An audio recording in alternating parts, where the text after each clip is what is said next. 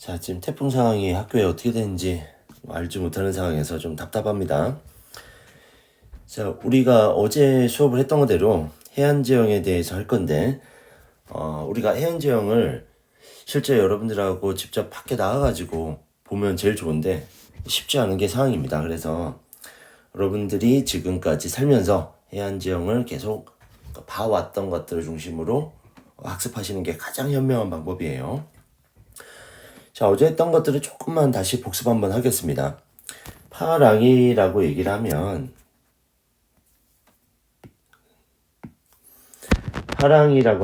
바다 또는 호수에서 일어나는 물결이다 이렇게 나옵니다.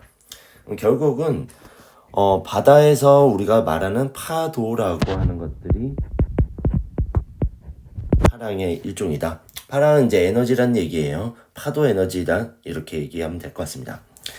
그 다음에 이제 여기 우리가 알고 있는 거대로 요렇게 자 만과 곳이 있는데 요렇게 파랑 에너지들이 만 쪽으로는 이렇게 분산이 돼서 들어옵니다. 분산이 돼 들어오다 보니까 여기에는 대부분 뭐가 되냐면 퇴적이 이루어진다 이렇게 보면 됩니다. 그 다음에 이제 바다 에너지가 이렇게 몰려지는 곳 요렇게 돌출부라고 하는 요런데 여기를 우리는 곳이라고 하죠. 그래서 저번에 뭐라고 했냐면 바다 낚시를 하는 곳 암석이 튀어나와서 파도가 많이 부딪혀지는 장면이 나오는 것들은 곳이다. 그리고 거꾸로 여러분들이 해수욕을 즐겼던 움프 안으로 들어와 있는 곳은 만이라고 생각하면 머릿속에 이해가 될 것 같습니다. 자, 그 다음에 제가 석호를 설명하면서 이 연안류에 대한 얘기를 했는데 자, 우리는 해안은 파랑도 있고 연안류, 조류, 바람 등에 의해서 제일 중요한 거 제가 그랬죠.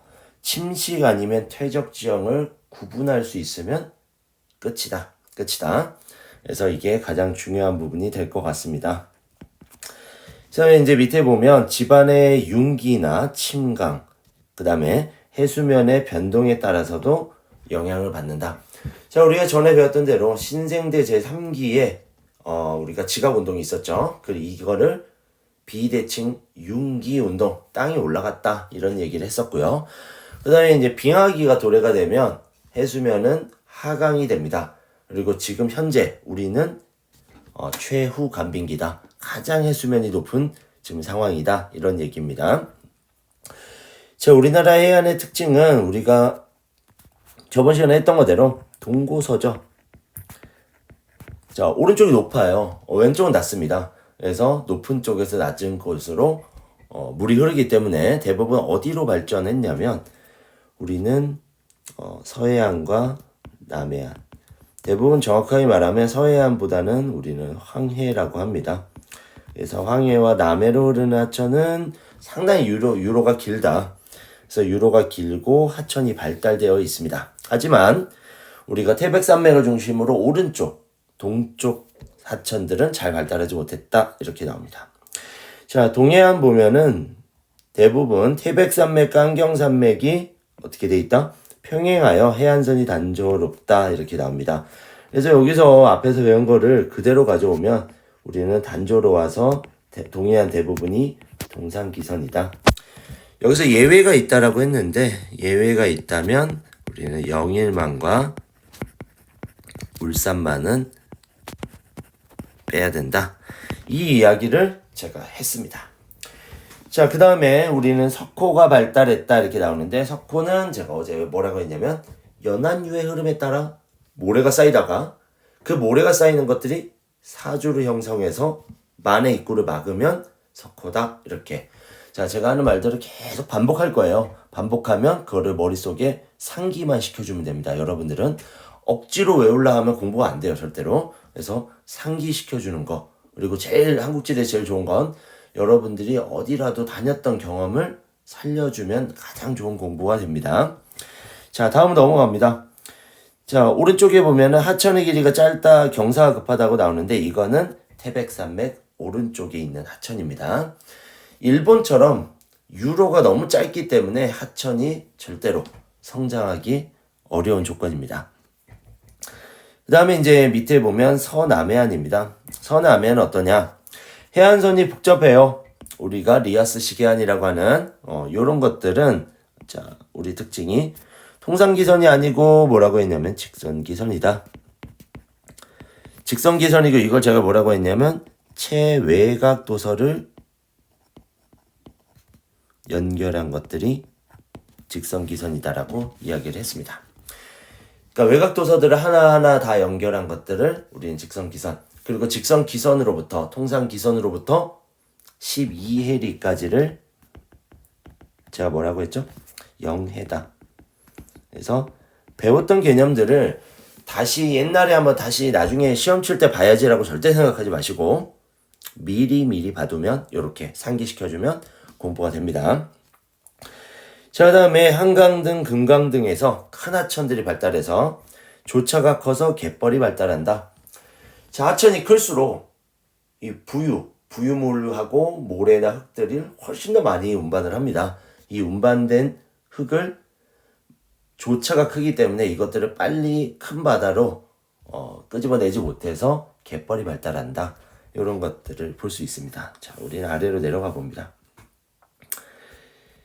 자, 해안 침식 지형입니다. 해안 침식 지형에는 주로 곳에서 파랑의 침식 작용으로 인해서 기반함이 노출되어 있는데 여기서 많이 형성된다 이런 얘기입니다.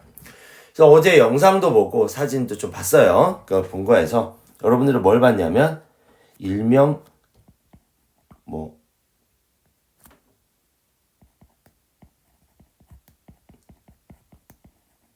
촛대바위라고 불리는 우리가 차별 침식에 의해서 혼자 강에서 살아남은 시스텍을 봤을 겁니다.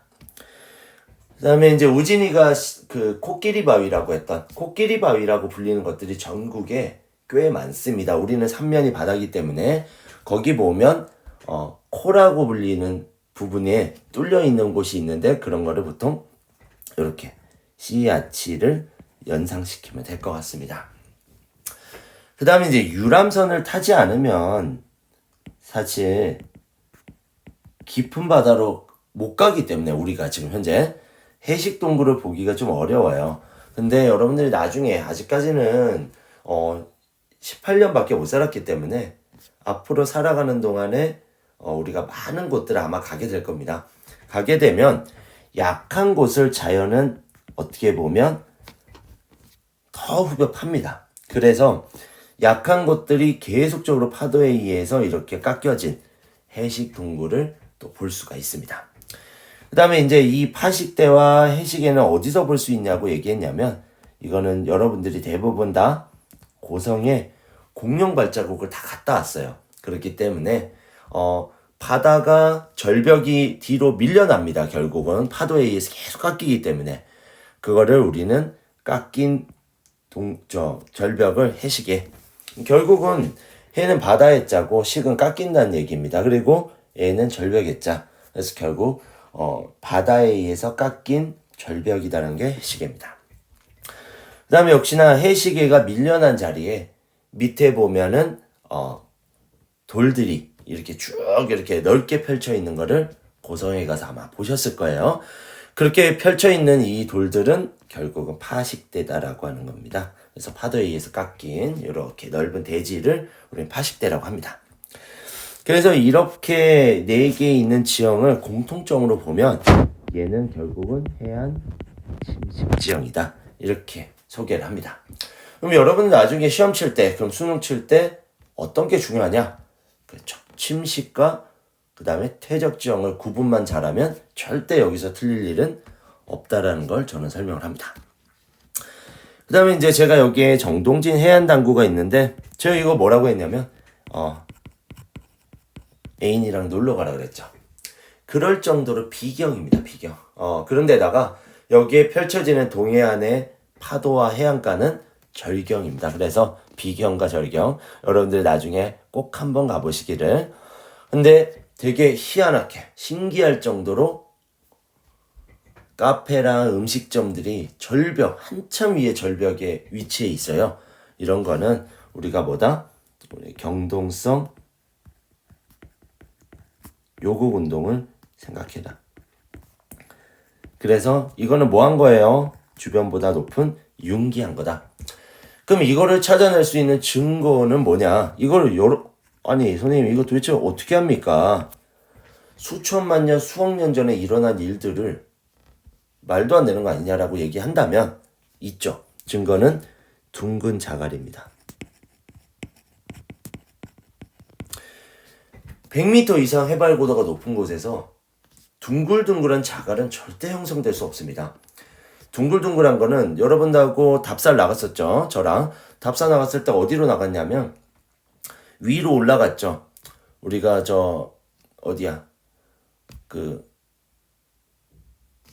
하천 따라 쭉 올라갔을 때 상죽 있는 위쪽으로 쭉 올라가면 뭐가 보였냐면 뾰족뾰족한 돌멩이들을 담벼락에 쌓은 것들을 볼 수 있었을 거예요. 그 말은 주변에 있는 돌들을 가지고서는 보통 담벼락을 쌓습니다. 그러니까 거기는 하천이 발달하지 못했다. 하천이 발달해가지고 하천은 계속 돌들이 구르면서 그런 것들이 침식되고 깎이면서 둥글둥글해집니다. 그걸 원마도라고 하는데 그런 것들을 하지 못했다는 얘기 자체가 결국 하천 발달은 미약하다. 그럼 여기도 마찬가지. 바다에 의해서 계속 자갈이나 이런 것들이 굴러가거나 하천에 의한 것들이 바다로 유입되면서 둥근 자갈들이 발생돼야 되는데 이거는 둥근 자갈이 있다는 것만으로도 결국은 뭐다? 여기는 과거에 바다였다는 얘기입니다.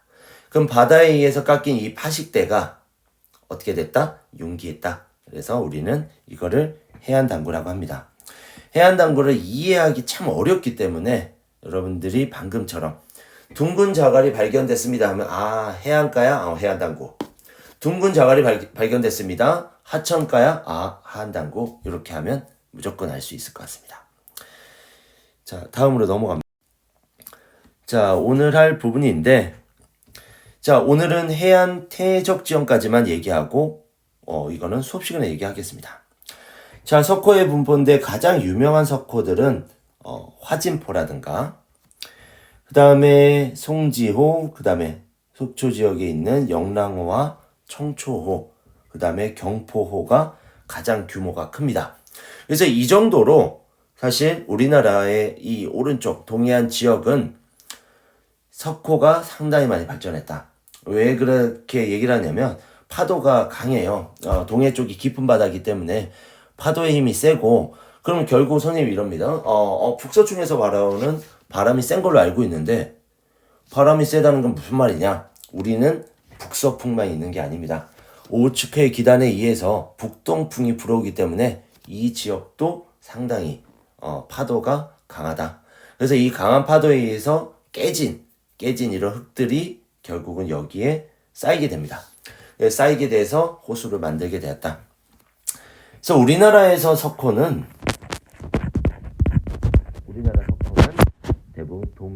대부분이 아니고 동해에만 발달이 되었습니다.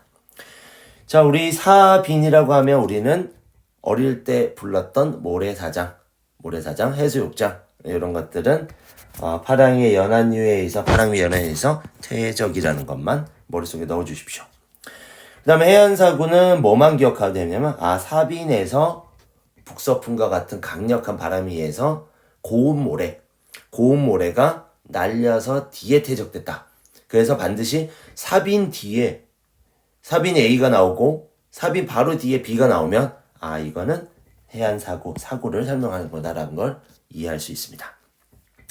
자, 여기서 시험 포인트 뭐가 나오냐면 사빈하고 해안사구 중에 누가 더 알갱이의 입자가 작냐라고 하면 해안사구입니다. 그래서 이게 시험에 나옵니다. 사주는 뭐라고 했냐면 연안유는 뭐라고 했냐면 가로 방향의 흐름입니다.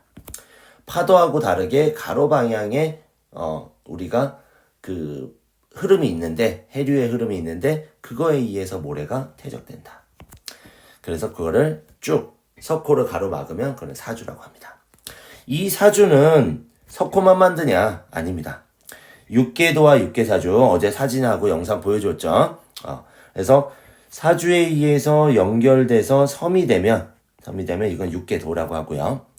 육계도와 연결된 이 사주를 우리는 육계사주라고 합니다. 이거는 어디에서나 볼 수 있어요. 어디에서나. 자, 그리고 우린 석호입니다. 이 사주가 성장을 하는데 바다 어디에서든 사주는 성장을 해요. 근데 하는데 이게 만의 입구를 막아서 형성된 호수를 우리는 석호라고 한다. 이 전부 다 뭡니까? 퇴적지형입니다. 자, 그 다음에 우리는 갯벌인데 갯벌은 우리나라의 서해안과 남해안에 발달되어 있는 조석간만의 차이. 우리 뭐 달의 인력에 의해서도 조석간만의 차가 나기도 하고, 근데 이런 거에 의해서 결국은 하천의 토사 공급량은 많습니다. 왜 그러면 한강과 금강, 그 다음에 뭐 영산강 이런 주요 강들이 동해안에 있는 태백산맥이나 이런 데서 주요 곳에서 발원을 합니다.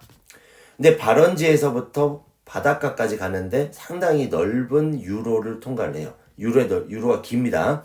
그럼 이 긴 유로 동안에 정말 많은 흙들을 운반을 합니다. 그럼 이 운반된 흙을 하류 지역에다가 바다에 갖다 놓는데 이 양을 바다로 운반시켜 주기에는 조석간만의 차가 커서, 그러니까 결국은 무슨 말이냐면 간조 때는 바닷물이 없습니다. 근데 강에서는 계속적으로 토사를 공급을 해요. 그럼 만조가 돼가지고 이걸 가져가야 되는데 계속적으로 쌓여져 가는 이 세월이 지날수록 이 토사의 양을 계속 치워줄 수가 없다. 치워버릴 수가 없다. 그러다 보니까 거기 근처가 다 고운, 하류까지 온 이 고운 모래들이 퇴적돼서 결국 이걸 뭘 형성한다? 우리가 뻘이라고 하는 갯벌을 형성한다라고 봅니다. 그럼 이해가 쉬울 거예요. 이렇게 들어가면. 자, 그리고 나서 이게 근데 그럼 선생님 이게 뻘들이 너무 계속 늘어나고 하면 어떻게 됩니까? 이건 안 좋아서 이거 우리가 삽이나 이런 걸로 포크레인으로 치워버려야 되는 거 아니냐? 또 그렇지 않습니다.